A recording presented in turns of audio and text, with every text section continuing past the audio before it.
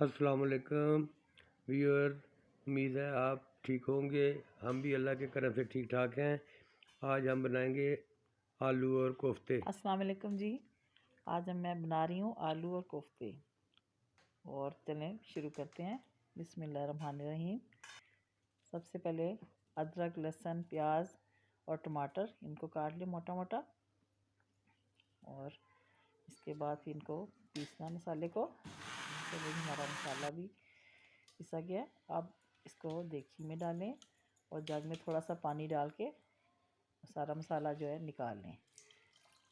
और इसके बाद फिर इसमें ऑयल डालेंगे। 2 चम्मच हांडी वाले डोई जो होती है हांडी की, वो 2 डोइयाँ हमने डालना है ऑयल की। और इसके बाद फिर ये धनिया डाला है, पिसा धनिया डाला है, हल्दी डाली है, सुरख मिर्च डाली है और नमक डाला है। और इसके बाद मसाले को भूनें।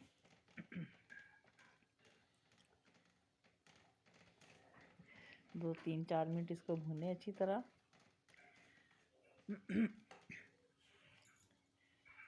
और इसके बाद आलू भी हम काट लेंगे। 3-4 आलू लिए मैंने, बड़े बड़े टुकड़ों में काट लिया इनको।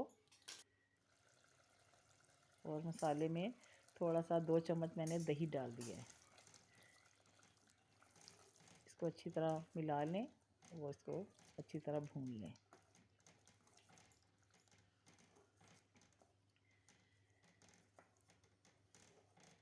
बस अब तकरीबन हो गया। अब इसमें कोफ्ते डालते जाएं।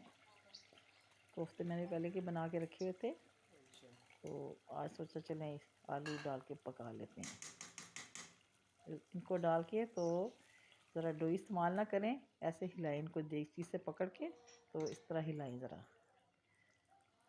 नहीं तो टूटने का डर होता है कि चलो टूट ना जाए, खुल ना जाए। इस तरह आहिस्ता आहिस्ता इसको घुमाएं और 5-10 मिनट इसको भून के इसमें फिर आलू डाल लें। और इनको फिर थोड़ा पकने दें, ज़रा 4-5 मिनट इनको पका लें इस तरह। और इसके बाद फिर जितना आपने शोरबा रखना है या ग्रेवी रखनी है, उतना उसमें पानी डाल दें।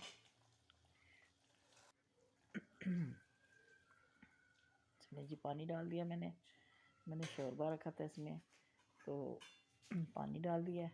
अब इसको 10-15 मिनट आप पकाएं जब तक आलू गल जाए। चलिए इसको ढक के रख देते हैं।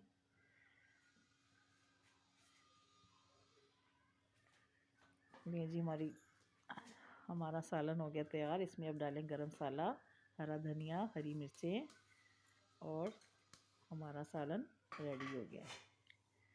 देखने में भी बहुत अच्छा लग रहा है और जायके में भी यकीनन अच्छा होगा।